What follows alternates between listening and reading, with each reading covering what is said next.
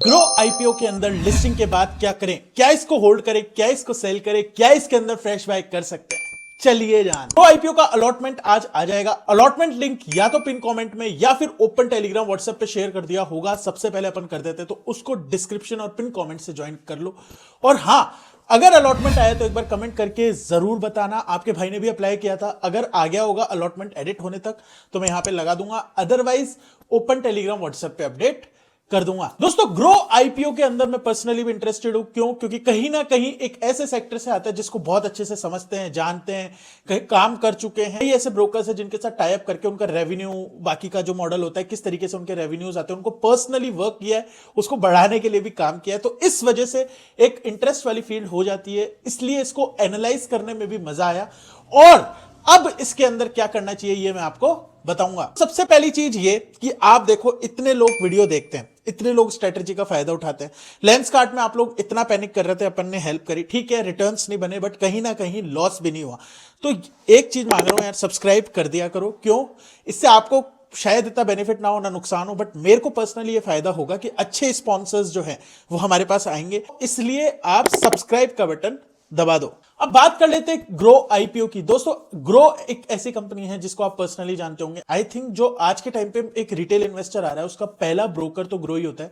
उसके बाद वो उससे परेशान होकर अगर स्विच करना चाहे तो बात अलग है। अदरवाइज कईयों को उसका यूआई इतना ज्यादा पसंद आता है कि वो किसी और ब्रोकर को यूज ही नहीं कर पाते। आप कौन सा ब्रोकर यूज करते हो एक बार कमेंट करके बताना, और उसकी सर्विसेज आपको कैसी लगती है ये भी बताना। मैं पर्सनली सबसे ज्यादा यूज करता हूं एक तो लेमन और एक काइट, जिसकी दोनों की ही सर्विसेज अपने अपने तरीके में अच्छी हो जाती है। आप कौन सा यूज करते हो बताना। तो एज ए कंपनी आपको पता ही है कि इसने बहुत जल्दी जो है अपनी तरक्की करी है। एक तरीके से बोलूं तो ग्रोथ जो है इसकी काफी अच्छी रही है। रीजन भी सिंपल है, इन्होंने हर जगह प्रमोशन किया है, हर जगह इन्होंने ऐड किया है, यूआई को सिंपल रखा है, तो लोग जो प्लेटफॉर्म पे आए हैं वो टिके हैं। फाइनेंशियल्स की नजरों में देखोगे आप तो रेवेन्यू की ग्रोथ या फिर मैं कहूं अकाउंट ओपनिंग की ग्रोथ बहुत ही अच्छी है। अब अगर आप फाइनेंशियल्स की अगर ग्रोथ देखोगे तो रेवेन्यू जो है ऑलमोस्ट हर 1-2 साल में इनका डबल हो जाता है। अभी रिसेंट ईयर में 40-50% की ग्रोथ है। तो मतलब अब तक तो बहुत शानदार ग्रो होता है, लेकिन क्या आगे भी हो पाएगा ये अपन डिस्कस करेंगे। प्रॉफिट आफ्टर टैक्स ऐसा नहीं है कि है नहीं, कंपनी के अंदर प्रॉफिट है। लेंस कार्ड जैसे केवल दिखाने का नहीं है, लेकिन ऑपरेटिंग प्रॉफिट मार्जिन भी अच्छे हैं और प्लस प्रॉफिट भी कंपनी के पास हो जाता है। वैल्यूएशंस की बात की जाए तो पी रेशियो 40 के ऊपर निकल के आ रहा है, जो अगर मैं बताऊं कि इसके जितने भी लिस्टेड पीयर्स हैं उन सब में सबसे ज्यादा है इसका वैल्यूएशन। तो इसी वैल्यूएशन के कारण अगर मैं आपको बोलूं तो ग्रे मार्केट प्रीमियम जो अभी कम है उसका रीजन यही है। क्यूआईबी का सब्सक्रिप्शन जो कंपैरेटिवली कम आया है उसका रीजन भी यही है। देखो, अगर ये वैल्यूएशन 70-80 पे लेके आते या मैं कहूं 80 से नीचे भी लेके आते तो ये बहुत ज्यादा धासु, इसको वो कहते हैं ना, उसे सर पे बिठाने वाला आईपीओ हो जाता। बट ऑब्वियसली प्रमोटर्स और इन्वेस्टर्स जितने भी हैं उन सबको एग्जिट देनी थी, क्योंकि मेजॉरिटी जो है ऑफर फॉर सेल है, तो वहां पर एग्जिट देनी थी। तो वो ऑब्वियसली पूरा वो कहते हैं ना रस निकाल के एग्जिट लेना चाहते थे, तो उन्होंने उसी तरीके से लिए। एग्जाम्पल के लिए मैं आपको बताऊं, अगर कंपेयर करते हैं अपन एंजल वन और ग्रो, कहीं ना कहीं आप जानते हो सिमिलर इंडस्ट्री के अंदर है। ग्रो के अंदर थोड़ी सी सर्विसेज म्यूचुअल फंड वगैरह एक्स्ट्रा हो जाते हैं, बट अगर सिंपल बात करो एंजल वन का भी एकदम यूआई सिंपल है। एंजल वन का रेवेन्यू अभी 4600 करोड़ के आसपास है, बेसिकली 5000 करोड़ के आसपास है, और मार्केट कैप इसका है 23,000 करोड़। और आप गेस करो ग्रो का मार्केट कैप कितना निकल के आ रहा है। ग्रो का market cap, first of all grow के रेवेन्यूज भी 4000 करोड़ के आसपास है। ग्रो का मार्केट कैप निकल के आ रहा है 60,000 करोड़ के ऊपर।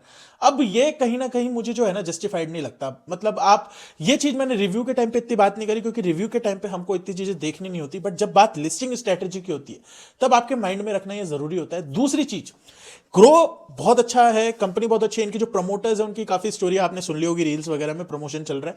तो बेसिकली सिर्फ इतनी सी बात है कि जब इन्होंने स्टार्ट किया था तब अगर आपके पास इन्वेस्टमेंट का ऑप्शन होता तब तो मैं बोल देता कि यार प्रमोटर की स्टोरी से मतलब है या फिर मैं इन्वेस्ट कर रहा हूं तो मेरे को उस चीज से मतलब है। लेकिन जब ये कंपनी मेरे पास आ रही है, क्या उस टाइम पे ऐसा है कि मुझे आगे जाके प्रॉफिट बना के दे दे? तो शॉर्ट टर्म में बोलूं तो नहीं।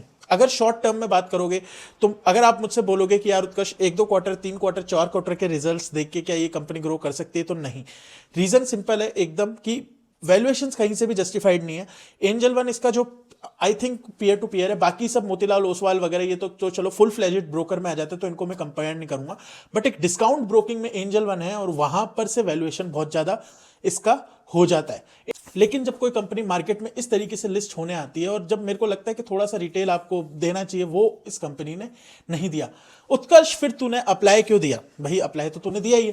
देखो, अप्लाई देने का रीजन यही था, जीएमपी अच्छी थी, क्यूआईबी सब्सक्रिप्शन इतना हो गया था। अप्लाई भी अपन ने रिस्की वालों को दिया था, नॉन रिस्की वालों को कहीं ना कहीं अवॉइड ही था, लेकिन जो थोड़ा सा रिस्क ले सकते हैं, जो कि मैं ले सकता हूं, उनके लिए अप्लाई था। लेंसकार्ट भी काइंड ऑफ इस कैटेगरी का था, बट फिर भी मैंने दे दिया था क्योंकि उसके अंदर भी ऐसा लग रहा था वहां पर तो मोनोपोली है, इस वजह से लेंसकार्ट में अप्लाई दिया था।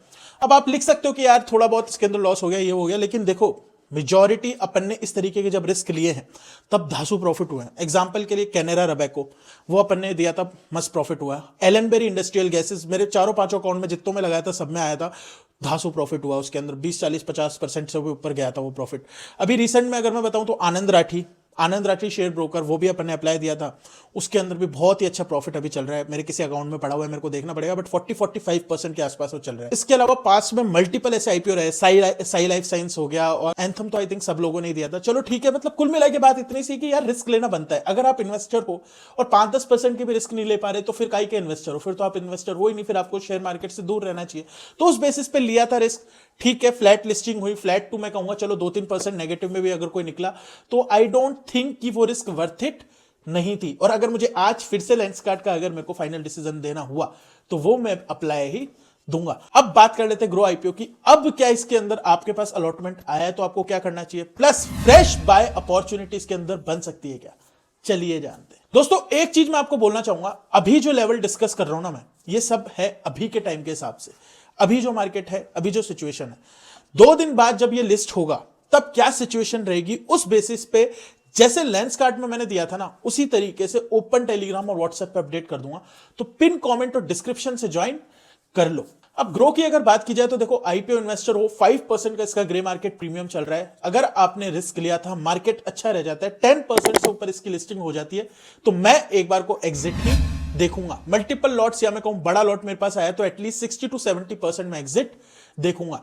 कहने का मतलब यह है कि 100 रुपीज का प्राइस बैंड है, 107 से 110 के आसपास अगर लिस्टिंग होती है तो मैं इसके अंदर प्रॉफिट बुकिंग देखूंगा। वहीं पे शॉर्ट से लॉन्ग टर्म इन्वेस्टर हूं, थोड़ा सा रिस्क ले सकता हूं, तो 100 रुपीज का प्राइस बैंड पे ही रख के 110 और 115 तक के टारगेट चेज करूंगा।